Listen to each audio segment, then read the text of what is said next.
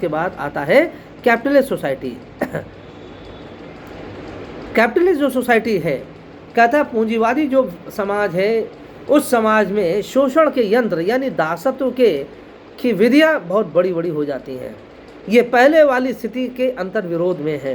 पहली जो स्थिति थी उससे ये भिन्न है। अंतर्विरोध तो बना है, लेकिन अब अंतर्विरोध की स्थिति बदल जाती है, उसकी मात्रा या उसका स्वरूप बदल जाती है। अब जो पूंजीवादी समाज होगा, पूंजीवादी समाज में बड़े बड़े उद्योगों की स्थापना हो जाती है, बड़े बड़े कारखानों की स्थापना हो जाती है।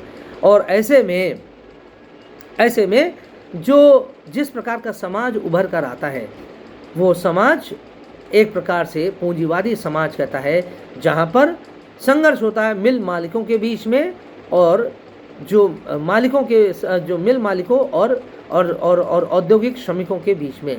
तो मिल मालिक और औद्योगिक श्रमिकों के मध्य यह अंतर्विरोध और ज़्यादा तेज होता जाता है कि that is there is a conflict between the capitalist और you can say the mill owners और the industrial owners and the workers और द इंडस्ट्रियल वर्कर्स।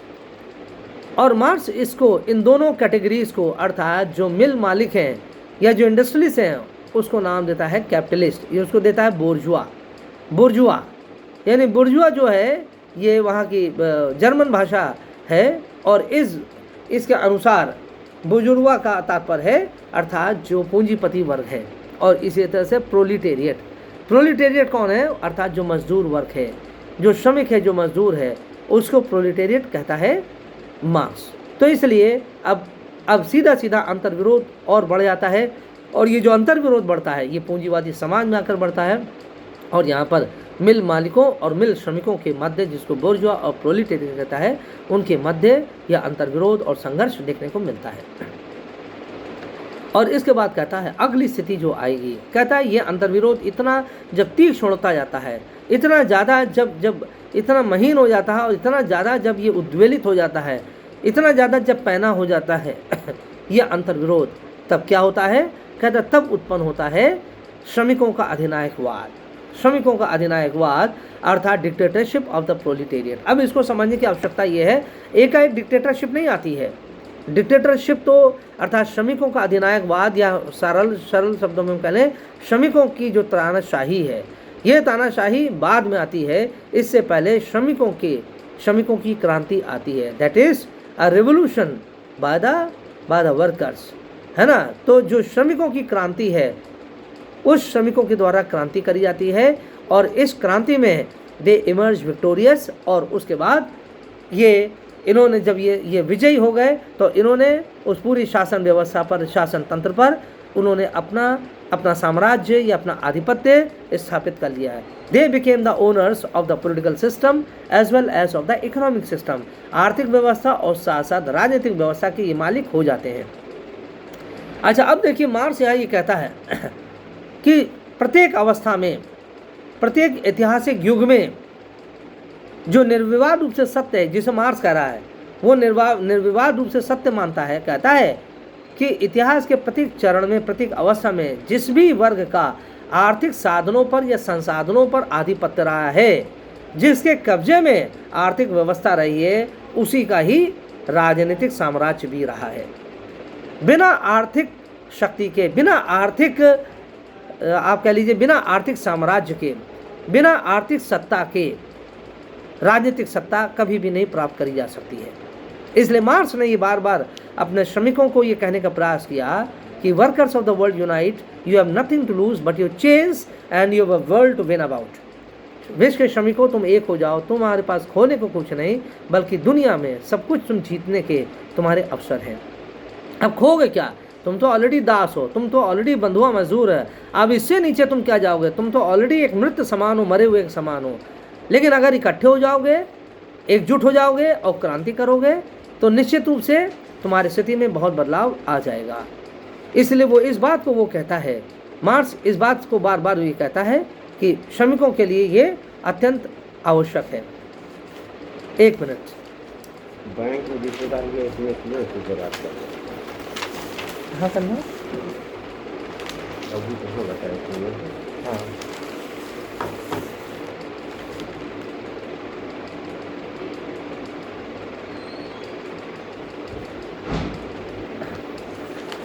हाँ, सॉरी फॉर द इंटरप्शन। तो यहाँ इसी बात को मार्क्स ये बताना चाहता है अपने अनुयायियों को। उसका अनुयायी कौन था? श्रमिक वर्ग था, मजदूर वर्ग था कि आवश्यकता है अब उनके इकट्ठे होने की, संग्रहित होने की, संगठित होने की, और तभी वो इस प्रकार की श्रमिक क्रांति कर सकते हैं। तो इसलिए यदि श्रमिक संगठित हो जाएंगे तो निश्चित रूप से वो आर्थिक जो संसाधन है उस पर वो आधिपत्य स्थापित कर सकते हैं, उसको जीत सकते हैं, वो पूंजीपतियों का शमन कर सकते हैं और पूंजीपतियों से उनकी आर्थिक ताकत अपने कब्जे में कर सकते हैं। और ये कहता है कि जिस दिन ऐसा होगा उस दिन यही श्रमिक फिर वो आर्थिक सत्ता के साथ साथ उनको राजनीतिक सत्ता भी प्राप्त हो जाएगी, है ना। तो ऐसे अंग्रेजी में कहा भी गया है, he who controls the purse rules the earth. जिसके पास धन की सत्ता है, धन की ताकत है, धन की शक्ति है, उसी के पास राजनीतिक शक्ति भी है इसलिए वो मार्क्स इसलिए कहता है डिक्टेटरशिप ऑफ द प्रोलिटेरिएट, अर्थात श्रमिक क्रांति के पश्चात ही ये सारी सत्ता, सारी आर्थिक सत्ता अब श्रमिकों के हाथ में आ जाएगी। और कहता है वो डिक्टेटरशिप होगी, डिक्टेटरशिप अर्थात उनकी तानाशाही होगी। अब देखिए ये वर्ड ऐसा है, उनकी तानाशाही होगी। इसका तात्पर्य क्या है? इसका तात्पर्य यह है कि तानाशाही का प्रयोग क्यों करता है। कहता है एक तो पहली बात जो क्रांति होगी ये रक्त रंजित क्रांति होगी, ये हिंसात्मक क्रांति होगी, ये कोई आदर्शवादी क्रांति नहीं होगी, कोई सांस्कृतिक क्रांति नहीं होगी, कोई बौद्धिक क्रांति नहीं होगी। कहता है अगर सामाजिक आर्थिक व्यवस्था को बदलना है तो श्रमिकों को एकजुट होकर ये हिंसात्मक क्रांति करनी होगी। हिंसात्मक क्रांति से तात्पर्य है उनको हथियार उठाना होगा, श्रमिकों पूंजीपतियों के विरुद्ध हथियार उठाना होगा, क्योंकि पूंजीपति बिना अस्त्रों के, शस्त्रों के बिना वो अपनी ताकत को, अपनी सत्ता को अपने से अलग नहीं होने देंगे। इसलिए ताकत के द्वारा, शक्ति के द्वारा ही श्रमिक उस आर्थिक सत्ता को प्राप्त कर सकते हैं। इसीलिए कहता है वो हिंसात्मक होगी, रक्त रंजित क्रांति होगी। और कहता है जब ये सफल हो जाएंगे, जब ये श्रमिकों की क्रांति सफल हो जाएगी तो कहता है उसके बाद श्रमिकों की तानाशाही आएगी, डिक्टेटरशिप ऑफ द प्रोलिटेरिएट।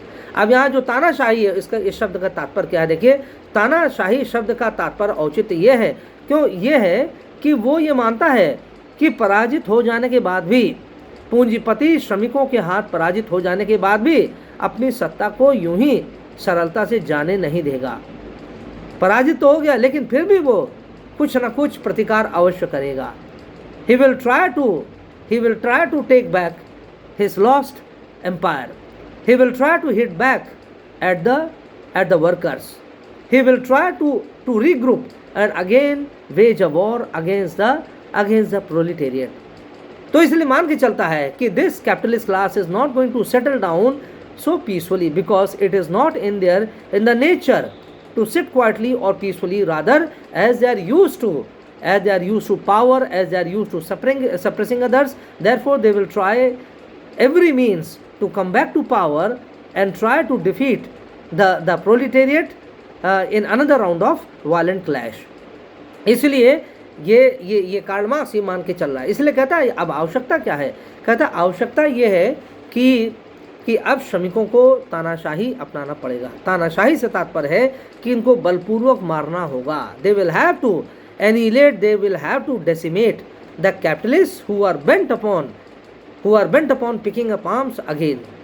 हालांकि मार्क्स ये नहीं कह रहा कि बस सबको पहचानो, सबको मार दो। मार्क्स अवश्य कह रहा है जो पूंजीपति सरेंडर कर देंगे, आत्मसमर्पण कर देंगे और साम्यवाद और श्रमिकों की शर्तों के अनुसार व्यवहार करने के लिए तैयार हो जाएंगे, उनको हम छोड़ देंगे।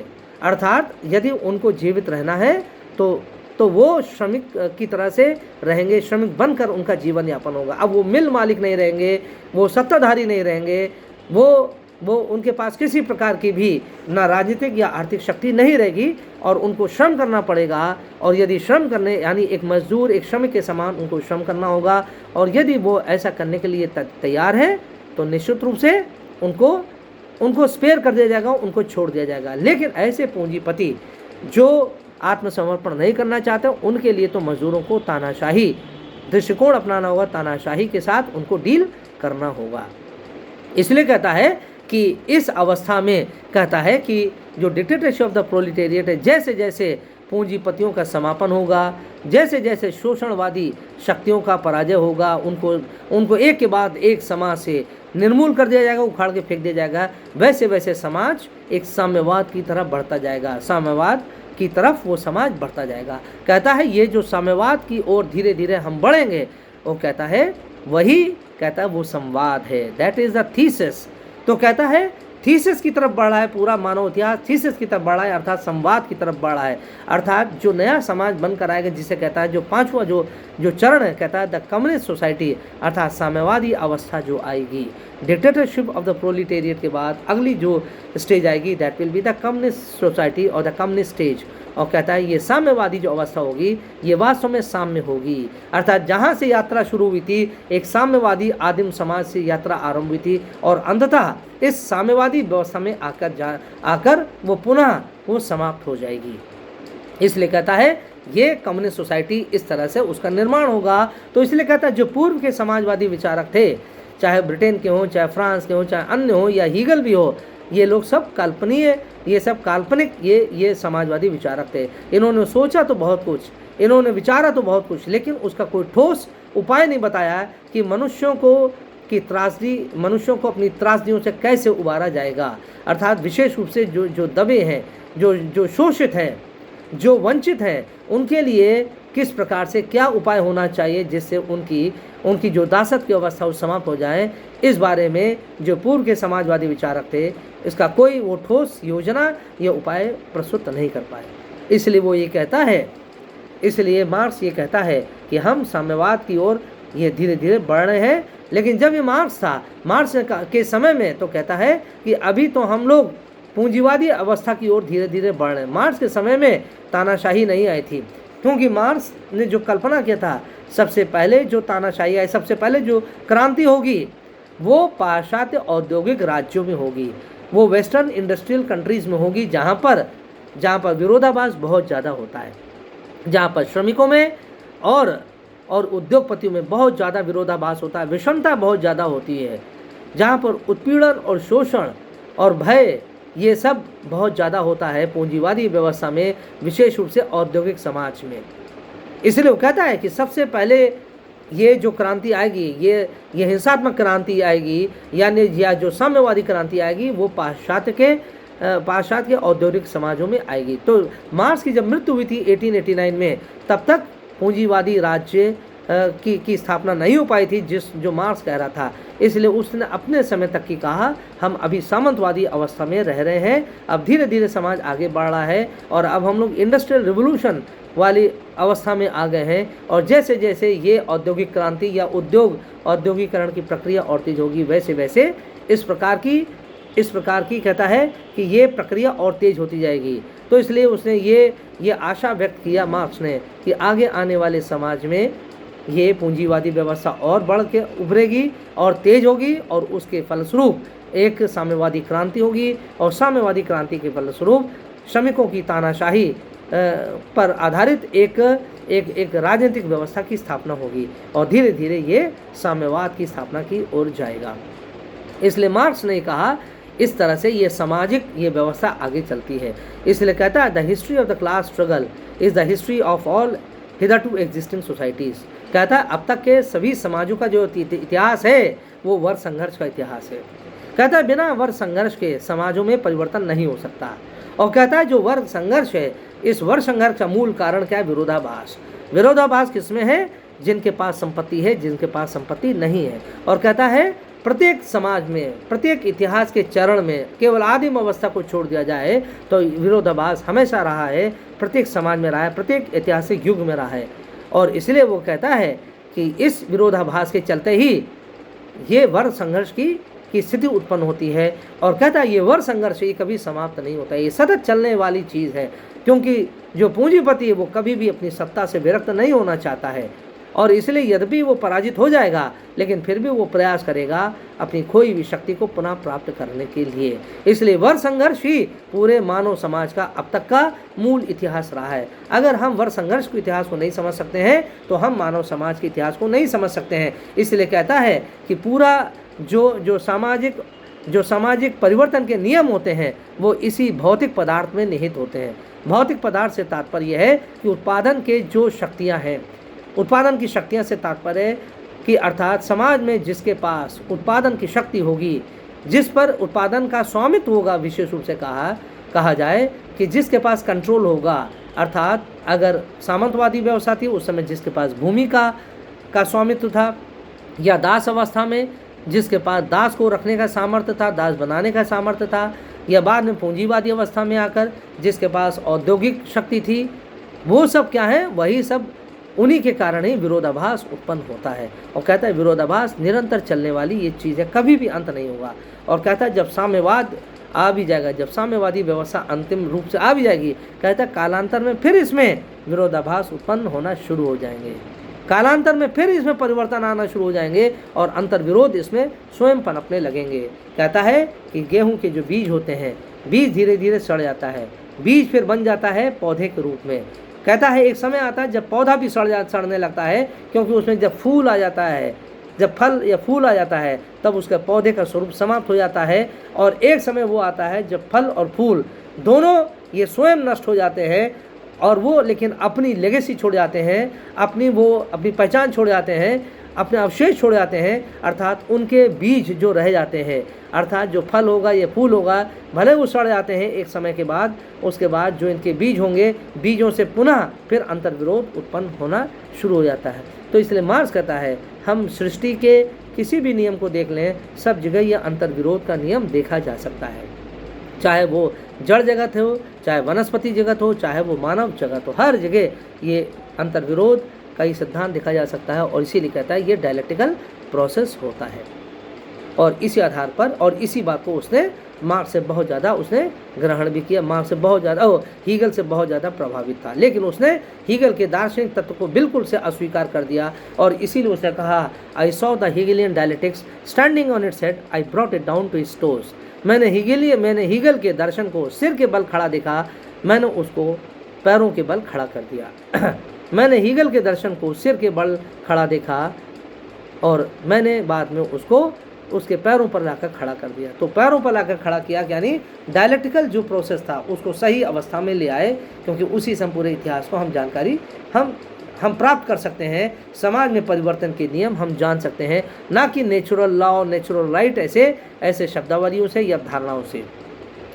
तो विद्यार्थियों, आज की बात हम यहीं समाप्त करते हैं और मुझे पूर्ण आशा है कि आप मार्क्स को अब आप पढ़ेंगे, समाजवाद को पढ़ेंगे और मार्क्स को इसके आगे पढ़ेंगे और इस विषय को और अच्छे से तैयार कर लीजिएगा। तो अगले लेक्चर में मैं जल्दी ही आपके सामने पुनः उपस्थित होऊंगा। Thank you so much, thanks for your patience.